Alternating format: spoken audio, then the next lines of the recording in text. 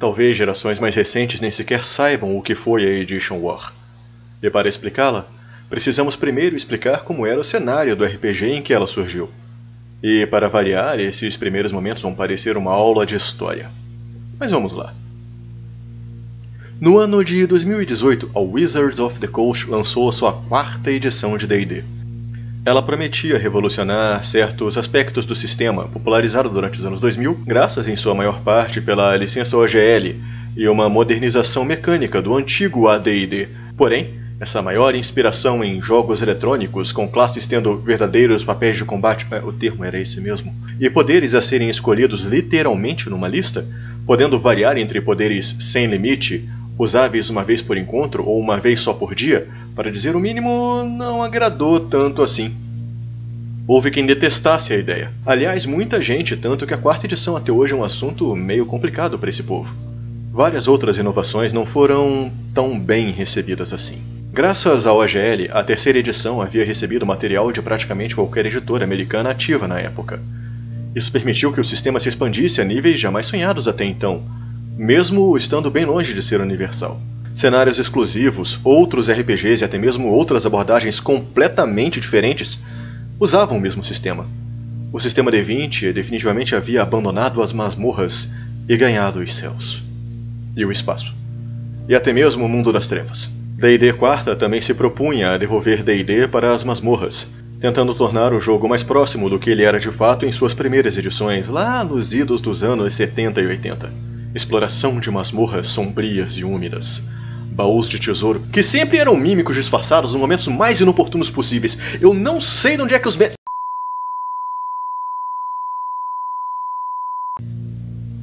coisas assim.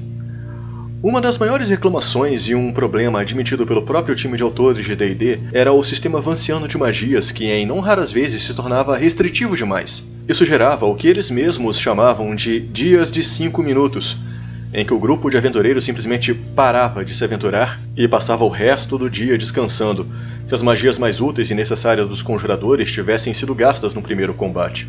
A 4ª edição tentava remediar isso. ênfase em tentava. As medidas escolhidas para lidar, por exemplo, com esse sistema vanciano era simplesmente usá-lo para todas as classes, através da estrutura de poderes sem limite por encontros e diários. Se o clérigo do grupo era visto apenas como um curador que por algum motivo vinha a ser um personagem, agora qualquer aventureiro podia se curar e usar os descansos curtos. Itens mágicos também se tornavam mais mecânicos e precisos, o que, embora isso tenha facilitado o entendimento e a utilização deles, os tornavam meio banais também. Eles passavam a serem partes cruciais da evolução de personagens que quisessem ser plenamente eficientes mecanicamente. Isso e os kobolds passavam a ter uma aparência mais dracônica também, pois o time tentava trazer coisas mais draconescas, até para níveis mais baixos. Talvez seja até esse o motivo que levou a raça Draconato a ser disponibilizada num livro básico pela primeira vez. O público cativo de D&D então se viu dividido entre duas mais óbvias possibilidades. Uns recusavam veementemente as novidades que a 4ª edição trazia, preferindo se aterem ao que a 3ª edição oferecia, mesmo com tantos problemas que a própria nova edição tentava solucionar, e alguns que ela acabava mais piorando do que melhorando. Essa foi a Edition War. Os jogadores e fãs de D&D se digladiando em todas as plataformas virtuais cabíveis sobre qual seria de fato a edição definitiva de Dungeons & Dragons. Em minoria, mas sim, alguns jogadores abraçaram as novidades que a 4ª edição trazia. Meio que tentando resgatar os ideais de game design da 3ª edição, a Paizo resolveu lançar um ano depois o seu novo RPG Pathfinder. Como dissemos, bastante baseado nas mecânicas da 3ª edição, mas melhorando-as em muitos aspectos, o que rendeu a ele o apelido de D&D 3.75, já que a própria Wizards havia publicado uma 60ª edição que, em tese, corrigia os problemas mecânicos da 3ª edição, chamada D&D 3.5, em 2003. Ela injetava um ânimo novo num sistema antigo, e trouxe realmente muitas novidades e abordagens de mercado, que aliás continuam bem vivas até os dias de hoje. Em 2014 tivemos o lançamento definitivo do D&D 5ª edição, a sua edição atual, nesse presente momento. O lançamento foi longe de ser um processo sereno e tranquilo. Tivemos várias idas e vindas até o produto atingir a sua forma final. Inclusive a promessa de termos um produto modular, em que você poderia literalmente retirar ou acrescentar aspectos mecânicos de acordo com sua edição preferida de D&D, não foi tão bem cumprida assim. Muitas ideias antigas foram trazidas de volta, inclusive muita coisa da infame 4ª edição, mas que dessa vez não parecem incomodar tanto assim. Talvez por preocupação com uma ascendente concorrência no ramo de RPGs de fantasia medieval, onde D&D sempre reinou isolado, essa edição de D&D parece querer mostrar ao mundo porque D&D é D&D.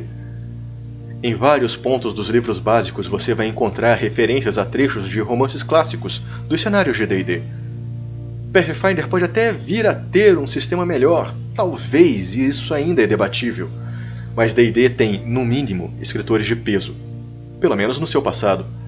Essa versão também parece ter agradado mais os grupos de streamers, o que popularizou bastante essa versão de D&D e acabou lhe rendendo muita publicidade gratuita na internet afora. Pathfinder ganhou uma 2ª edição em 2018, mas que só foi lançada definitivamente em 2019. Pathfinder sempre teve uma abordagem mecânica mais diversificada do que o seu concorrente em cada uma dessas épocas. O espírito de game design da 3ª edição ainda continua vivo nele, e mesmo características mínimas de seu personagem podem ter implicações mecânicas em seu funcionamento. Pathfinder é de fato um sistema que oferece uma caixa de ferramentas maior para representar particularidades de personagens, monstros ou cenários situacionais de maneira mecânica relevante. Porém, esse mesmo arcabouço mecânico todo simplesmente pode não te interessar. Talvez você prefira um mais generalista e não muito mais simplista D&D 5ª.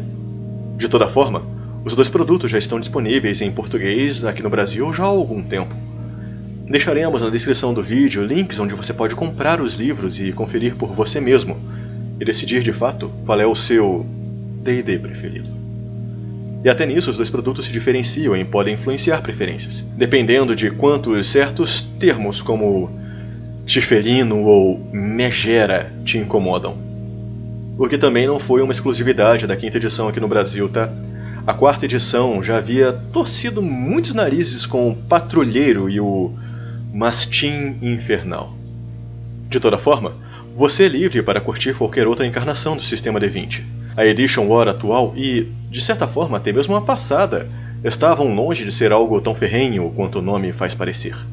13ª Era, por exemplo, continua sendo um ótimo exemplo de uma abordagem muito mais narrativa ao bom e velho de guerra Dungeons & Dragons.